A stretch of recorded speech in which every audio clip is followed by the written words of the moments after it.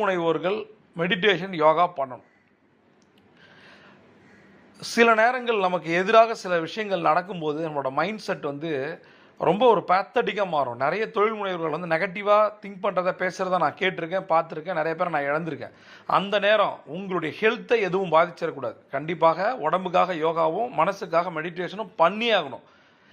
ஏன்னா இது ரெண்டும் சரியாக நீங்கள் பண்ணும்போது தான் முதல்ல உங்களோட திங்கிங் பேட்டர்ன் மாறுது. நீங்கள் தியானத்தில் உட்காந்து உங்களை நீங்களே பார்க்க ஆரம்பிக்கும் போது தான் நீங்கள் சக மனிதர்களையும் சக போட்டியாளர்களையும் அந்த வணிகத்தையும் பார்க்குற பார்வை மாறுது. சரியா? எல்லாத்த விட டிஃப்ரெண்ட்டாக பார்த்தா மட்டும் தான் நம்ம ஜெயிக்க முடியும். சரியா? மைண்ட் செட் ரொம்ப ரொம்ப ரொம்ப முக்கியம். ரைட்? நீங்கள் இந்த மைண்ட் செட் ஏன் நம்ம சரியாக வச்சுக்கணும் அப்படின்னா, திடீர்னு நமக்கு ஒரு டவுட் வரும். நம்ம சரியான தொழில் தான் எடுத்திருக்கோமா, நம்ம சரியாக தான் போயிட்டுருக்கோமா, ஜெயிப்போமா தோப்போமா, அதையும் தாண்டி ஒரு பயம் வரும். ஐயோ 1ஆம் தேதி வருது, கமிட்மெண்ட் வருமே, என்ன பண்ண போகிறோம், அந்த பயம் அடி வயிற்றுல 10 எரியும்.